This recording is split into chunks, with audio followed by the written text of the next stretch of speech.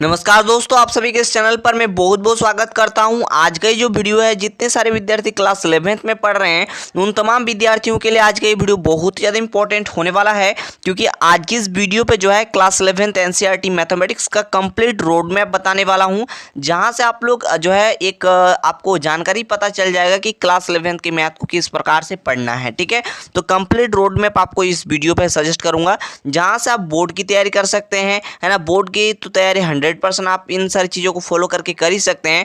साथ साथ मैं बताऊंगा एक दो एक्स्ट्रा पॉइंट, जहां से आप लोग जो है आईआईटी जेईई जैसे एग्जाम को जो है आप क्लियर कर सकते हैं। ठीक है, तो चलिए इस वीडियो को शुरू करते हैं और एक एक चीज़ की जानकारी आपको डिटेल के साथ देते हैं, ताकि आप लोगों को एक एक चीज़ समझ में आए। तो दोस्तों आप लोग यहाँ पर ध्यान दीजिएगा, एक एक चीज़ को मैं जो है बारीकी से बताने का प्रयास करूंगा। ठीक है, यहाँ पर देखिए मैथ को कैसे आप लोग पढ़ेंगे। ठीक है, क्लास 11th मैथ दोस्तों देखा जाए, देखिए जैसे कि आप लोग अभी क्लास में 11th में आए हैं, इसी प्रकार से मैं भी जब क्लास 11th में था तो मुझे कैसा लगा मैथ। ठीक है, मैंने भी तैयारी किया था। अब ध्यान से आप लोग ध्यान से देखिए, ये जो मैथ है, मैथ की तैयारी अगर आप लोग करोगे तो आसान लगेगा। ठीक है, ये नहीं क्लास 11th 12th का मैथ सबसे ज़्यादा कठिन होता है, ऐसी बात नहीं है, आसान चीज़ है अगर आप लोग मेरे इन सारी चीज़ों को फॉलो करेंगे तो। ठीक है, सबसे पहले देखिए मैथ में जब आप लोग छोटे थे, ठीक है, तो कभी आप लोगों ने जो है यहाँ पर जोड़ना सीखा था, ठीक है, और घटाना सीखा था, गुना करना सीखा था, भाग करना सीखा था, इस प्रकार से चीज़ें आप लोगों ने समझे थे। ठीक है, आपका इस प्रकार से निशान लग जाएगा तो आप लोग समझ लेंगे कि मुझे जोड़ने के लिए कहा जा रहा है। ठीक है,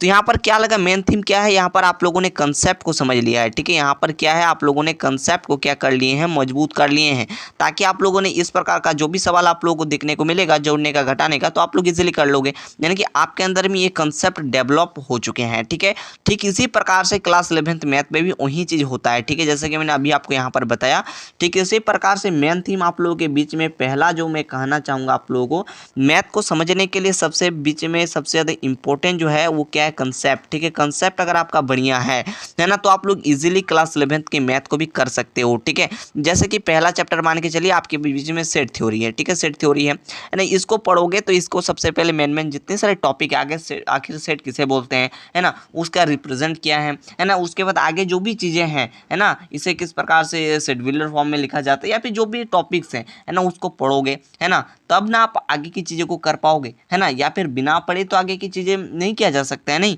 तो सबसे पहले आपको क्या करना होगा, यहाँ पर मेन थीम आप लोगों ने समझ लिया, हर एक टॉपिक के कंसेप्ट समझना होगा, ताकि आप लोग क्या कर सकें, एक्सरसाइज जो भी होंगे, है ना, एक्सरसाइज जो भी होंगे, जैसे 1.1 बना रहे हैं तो भी आप लोग बना सकेंगे, है ना। 1.1 तभी बना सकते हैं जब आप लोगों को कंसेप्ट आता होगा।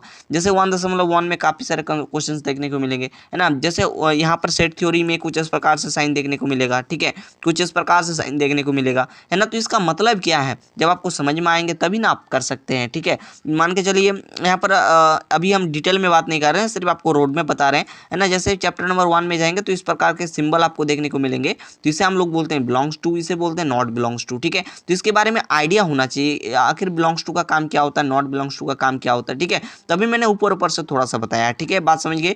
तो इस प्रकार से मेन थीम आप लोगों को समझ में आना चाहिए कि यहाँ पर क्या चीज़ कहा जा रहा है, कंसेप्ट अगर आपके बीच में आ गया, डेवलप हो गया, तो आप लोग मैथ को इजीली बना पाएंगे। ठीक है, तो मेन थीम आप लोगों ने समझा कि नहीं समझा, बताइए। आई होप मेरे हिसाब से समझ गए होंगे कि मेन थीम में कंसेप्ट आपके बीच में आना चाहिए। ठीक है, आपको कंसेप्ट को समझना होगा। दूसरा क्या है, आपको मैथ यूं ही नहीं बनाना है, आपको मैथ को स्टेप बाय स्टेप बनाना है। ठीक है, किस प्रकार से बनाना है, तो स्टेप बाय स्टेप। ठीक है, आपको मैथ में बहुत सारे स्टेप का सामना करना पड़ेगा। पहले ये स्टेप किया, दूसरा ये स्टेप किया, तीसरा स्टेप किया, तो हम लोग का मैथ जो भी सवाल था वो सॉल्व हो गया। ठीक है ना, तो ये स्टेप बाय स्टेप भी बहुत ज़्यादा मैटर करता है। उसके बाद क्या है, दूसरा चीज़ तो हो गया। तीसरा चीज़ है, अगर मैथ में आपने रिवीजन नहीं किए, ठीक है, अगर आप लोगों ने रिवीजन नहीं किए तो मैथ में आप कुछ भी नहीं उखाड़ सकते हैं। ठीक है, मान के चलिए आपने 1.1 को पढ़ा, इस प्रकार से आपने काफ़ी चैप्टर को खत्म कर दिए। ठीक है, जैसे चैप्टर नंबर 1 खत्म कर दिए, उसके बाद मान के चलिए चैप्टर नंबर 2, है ना, रिलेशन एंड फंक्शन, ये भी खत्म किए। ठीक है, उसके बाद जो है ट्रिग्नोमेट्रिक फंक्शन, ये भी खत्म कर दिए। आप लगातार चैप्टर को करते जा रहे हैं, लेकिन आपने कभी जो है त्रिकोणमिति को आपने दोबारा रिवीजन नहीं किया, रिलेशन एंड फंक्शन को रिवीजन नहीं किया, है ना, सेट थ्योरी को रिवीजन नहीं किया, तो बाद में में पछताना पड़ेगा, है ना, समझ में नहीं आएगा कि ये कैसे यहाँ पर ये आंसर हो गया, कैसे ये बन गया। ठीक है, तो आप लोग एकदम मान के चलिएगा 11th का मैथ इतना जो है पहाड़ नहीं है ना। मैं मानता हूँ 10th का मैथ आप लोगों का थोड़ा सा आसान था, अभी 11th का मैथ क्या होगा, अभी 11th का मैथ आप लोगों का थोड़ा सा ज़्यादा होगा। ठीक है, क्योंकि इसका सिलेबस था इतना। ठीक है, अब इसका सिलेबस है कुछ इस प्रकार से, इससे भी जो है बड़ा। ठीक है, सिलेबस बड़ा है, लेकिन आपको जो है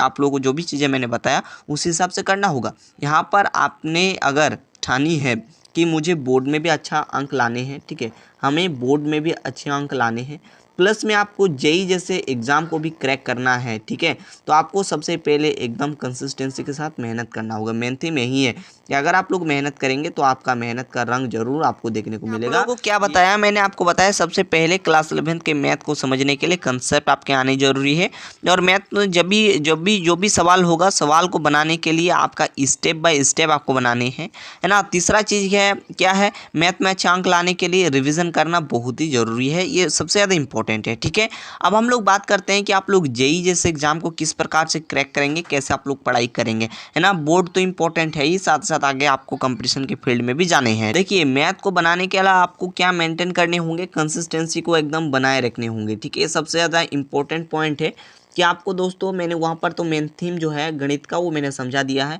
अब मैं आपको जो बताने जा रहा हूँ, जहाँ से आप लोग बोर्ड जो है बोर्ड की भी अच्छा और बेहतर तैयारी कर सकते हैं। साथ ही साथ आपने जो सोचा है कि आईआईटी जेई जैसे एग्जाम को हम लोग क्लियर करेंगे, फोड़ेंगे, तो ये भी आप लोगों का जो उम्मीद है ये भी आप लोग जो इसे साकार कर सकते हैं। ठीक है, तो क्या चीज़ है मैं आपको फिर से बता देता हूँ। देखिए, आपको कंसिस्टेंसी के साथ सबसे पहला बात है कि आपको मेहनत करना होगा। ठीक है, कंसिस्टेंसी को बनाए रखने होंगे, है ना। जैसे कि मैंने आपको थोड़ी देर पहले ही बताया कि मैथ आप पढ़ रहे हैं, ठीक है, गणित आप बना रहे हैं, जैसे कि इस प्रकार से आप लोगों ने चैप्टर नंबर 1 को पढ़ा, ठीक है, चैप्टर नंबर 2 को पढ़ा, ठीक है, लेकिन कभी आप लोगों ने इसको आगे देखा ही नहीं, इस प्रकार से चैप्टर बनाते हुए चले गए, तो आपको दिक्कतें आएंगी 100%। ठीक है, 100% मान के चलिए, आपके जो है मैथ के अंदर में बहुत सारी दिक्कतें आएंगी। आपको बीच बीच में रिवीजन करते रहना है, बीच बीच में नहीं। मैं आपको फिर से कहना चाहूँगा, आपने अगर सोचे हैं बोर्ड के साथ जेई जैसे एग्जाम को क्लियर करना होगा, तो आपको जैसे मान के चले सेट थ्योरी ने आपको जो है कंप्लीट बना लिया है, कंप्लीट कर लिया। अब इसको एक अलग से कॉपी बना लो जहाँ पर आप रिविज़न कर रहे होंगे। ठीक है, एक कॉपी में तो आप लोगों ने हर एक चीज़ तो कर ही लिया, हर एक टॉपिक, हर एक क्वेश्चंस एनसीईआरटी के बना लिए, है ना। एक दो ओदर बुक के कुछ कुछ क्वेश्चंस लगा लिए। ठीक है, तो यहाँ पर और एक कॉपी बना लेना जो कि है रिवीजन कॉपी, जहाँ पर आप लोग सेट थ्योरी को कंप्लीट रिवीजन कर रहे होंगे। और ये जो आप लोग आपने सेट थ्योरी को कंप्लीट किया, ये जो कॉपी होगा जिसमें आपका दूसरा चैप्टर चल रहा होगा। ठीक है, बात समझिए, आपको एकदम रिवीजन को एकदम कंसिस्टेंसी के साथ करना होगा। ठीक है, रिवीजन बहुत ही ज़्यादा जरूरी है, बहुत ज़्यादा मैटर करता है ना। आपने अगर मैथ ली है, मैथ आपने सोची है मैथ में अच्छा करना है, तो आप लोग खुद आइडिया लगा सकते हो कि कंसिस्टेंसी कितना ज़्यादा इंपॉर्टेंट है। ठीक है, तो चलिए आगे बात करते हैं, आगे जो इंपॉर्टेंट चीज़ है उस पर थोड़ा सा डिस्कस। तो अब आप लोग यहाँ पर ध्यान दीजिए, यहाँ पर मैं आपको बताऊँगा आईआईटी जेईई जैसे एग्जाम को कैसे आप लोग क्लियर करोगे। ठीक है, इसके लिए सबसे पहले आप लोगों को क्या करना होगा, आप जो है एनटीए के वेबसाइट से आप लोग क्या कीजिएगा, सबसे पहले यहाँ पर जेईई के जो प्रीवियस ईयर क्वेश्चन है उसे आप लोग डाउनलोड कर लीजिएगा। ठीक है, ताकि यहाँ से एक आइडिया पता चल जाएगा। ठीक है, सबसे पहला क्या है, प्रीवियस ईयर क्वेश्चन पेपर, है ना। ये जो होगा यहाँ, इसे आप लोग देख करके थोड़ा सा एनालिसिस कर सकते हैं। ठीक है, थोड़ा सा एनालिसिस कर लीजिएगा कि किस लेवल के सवाल आ रहे हैं, हम लोग का जो चैप्टर्स है यहाँ पर सवाल देखने को मिल रहा है या फिर नहीं मिल रहा है। ठीक है, ये कर सकते हैं। ठीक है, दूसरा चीज़ क्या है, क्या जेईई एग्जाम में सिर्फ एनसीईआरटी मैटर करता है? जी नहीं दोस्तों, मैं आपको बताना चाहूँगा एनसीईआरटी के हर एक टॉपिक तो आपको करने ही करने हैं, साथ ही साथ में ओदर बुक का भी आप लोगों को थोड़ा सा क्वेश्चन प्रैक्टिस करना है, जैसे आरडी शर्मा का कर सकते हो, लगा सकते हो। ठीक है,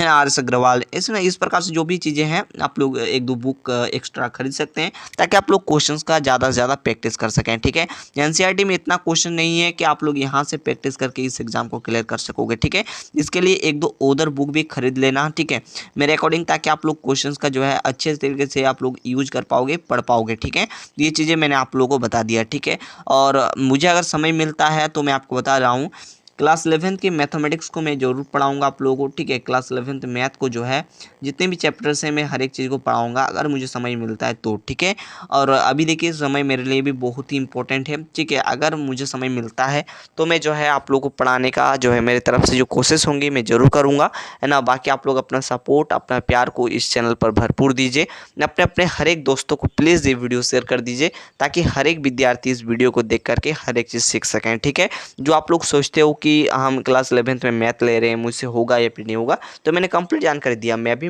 क्लास 11th में मैथ लिया था, तो मैं भी पढ़ा, ठीक है, मैथ को पढ़ा तो मुझे ज़बरदस्त लगा भाई, है ना। इतना ना तो आप लोगों को बोलेंगे कि इतना कठिन है, कठिन एकदम नहीं है, बहुत ही ज़्यादा आसान है अगर आप लोग कंसिस्टेंसी के साथ मेहनत करके मैथ को पढ़ोगे तो, है ना। अगर मान के चलिए जैसे कि कंडीशन मैंने बताया कि अगर मान के चलिए आप लोगों ने इस प्रकार से चैप्टर नए नए चैप्टर करते गए रिवीजन नहीं किए, तो मैथ आपको सबसे ज़्यादा भारी पड़ेगा, सबसे ज़्यादा कठिन पड़ेगा, ठीक है। आई होप कि मेरे बातों से आप लोग समझ गए होंगे, मैं जो कहना चाह रहा हूँ, जो बताना चाह रहा हूँ वो समझ गए होंगे, ठीक है। बाकी आप लोग नीचे कमेंट सेक्शन में कमेंट करके जरूर बताना ये वीडियो आपको कैसा लगा, और सुंदर सुंदर कमेंट करना ना भूलिएगा। तो जल्द मिलते हैं किसी नेक्स्ट वीडियो में, तब तक के लिए थैंक यू, जय हिंद, वंदे मातरम।